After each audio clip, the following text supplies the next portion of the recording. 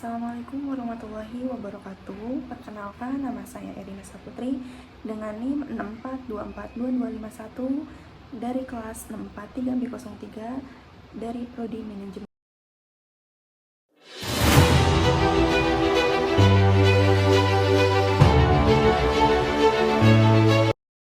Di sini saya akan membahas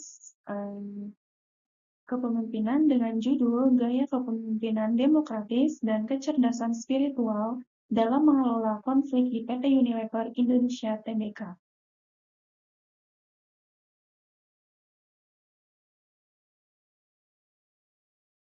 Pertama-tama saya akan membahas latar belakang. Mengapa sih topik ini sangat penting untuk kita bahas?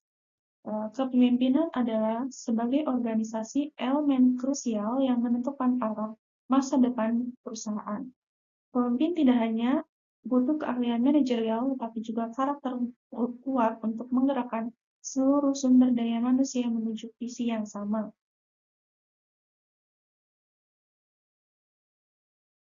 Selanjutnya, definisi konsep dasar kepemimpinan. Kepemimpinan adalah kemampuan inti untuk mempengaruhi, memotivasi, dan mengarahkan orang lain agar bekerja sama demi mencapai visi dan misi organisasi. Dalam konteks PT Unilever Indonesia Tbk, pemimpin bertindak sebagai motorik penggerak utama.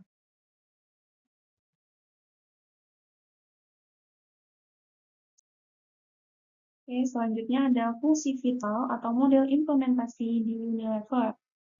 Di sini poinnya ada 4. Yang pertama, saya akan membahas fungsi instruktif, yaitu pemimpin berperan sebagai komunikator utama yang menetapkan apa, bagaimana, kapan, dan di mana perintah harus dikerjakan agar keputusan berjalan efektif. Yang kedua ada fungsi konsultatif, yaitu menggunakan komunikasi dua arah, pemimpin mendengar pendapat dan masukan dari anggota tim sebelum mengambil keputusan final. Yang ketiga ada fungsi partisipasi, yaitu mengaktifkan keterlibatan aktif seluruh anggota tim, baik dalam proses pengambilan keputusan maupun saat pelaksanaan tugas di lapangan. Yang keempat ada fungsi delegasi, yaitu memberikan pelimpahan wewenang kepada bawahan dengan kepercayaan penuh untuk mempercepat proses kerja dan mengembangkan kompetensi karyawan.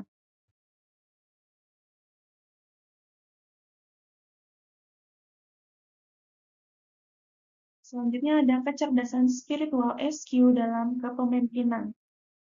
Definisinya adalah kemampuan menemukan makna, nilai, dan tujuan dalam setiap tindakan organisasi, bukan sekedar aspek religius. Untuk karakter pemimpin ber-SQ tinggi, yaitu integritas tidak tergoyahkan, kerendahan hati, dan melihat masalah secara visioner dan holistik.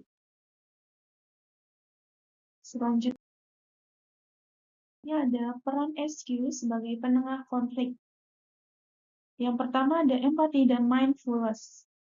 Mendengarkan dengan hati atau deep listening untuk memahami akar masalah. Yang kedua ada objektivitas, yaitu menempatkan kepentingan organisasi di atas kepentingan pribadi. Yang ketiga ada pemulihan hubungan, yaitu memberikan penutup closure yang menenangkan batin dan memulihkan harmoni tim.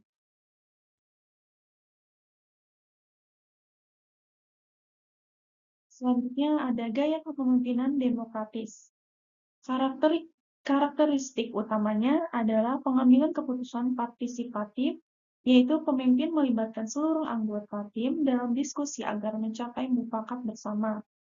Komunikasi dua arah, yaitu terciptanya aliran informasi yang terbuka, di mana setiap ide maupun keluhan bawahan tersampaikan dengan baik.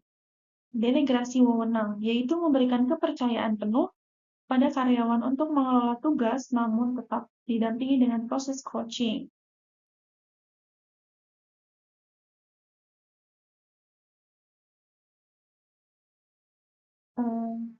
Implementasi di Unilever yaitu fokus pada teamwork dan kolaborasi lintas fungsi.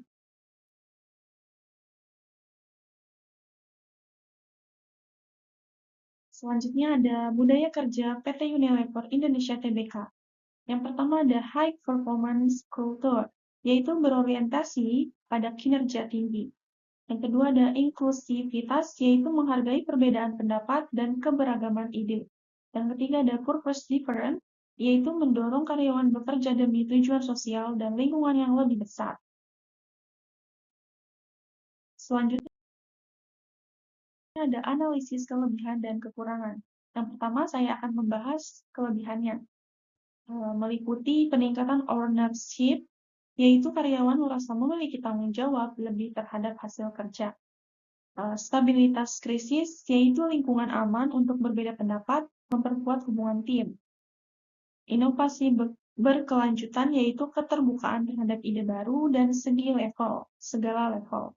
Untuk kekurangannya meliputi proses lambat, yaitu pencapaian konsensus memakan waktu yang lama, beresiko pada industri FMCG yang cepat. Untuk free rider, yaitu potensi anggota tim yang berkurang kontribusi karena pembagian tanggung jawab yang kabur. Untuk risiko manipulasi, yaitu jika SQ hanya digunakan sebagai gimmick, diplomasi, atau demokratis. Selanjutnya ada struktur organisasi dan agilitas. Model struktur hybrid di PT Unilever Indonesia Tbk. Yang pertama ada struktur divisional, yaitu organisasi dibagi berdasarkan kategori produk seperti home care, personal care, dan refreshment untuk fokus pada pasar yang lebih spesifik. Yang kedua ada struktur fungsional, yaitu terdapat departemen ahli pada level korporat seperti humas, researchers, supply chain, dan finance untuk mendukung efisiensi operasional. Yang ketiga ada delegasi otoritas, yaitu model ini memungkinkan pendelegasian wewenang yang spesifik kepada kepala divisi sehingga pengambilan keputusan menjadi lebih tepat sasarannya. Untuk selanjutnya, kesimpulannya adalah sinergi metode dan jiwa kepemimpinan, gaya kepemimpinan demokratis berfungsi sebagai metode komunikasi dua arah dan partisipasi. Sementara kecerdasan spiritual SQ berfungsi sebagai jiwa yang memberikan landasan moral, etika, dan integritas dalam setiap keputusan. Sedangkan manajemen konflik integratis, konflik dikelola sebagai terbuka melalui diskusi dua arah untuk mencapai solusi yang adil dan bermakna bagi semua pihak.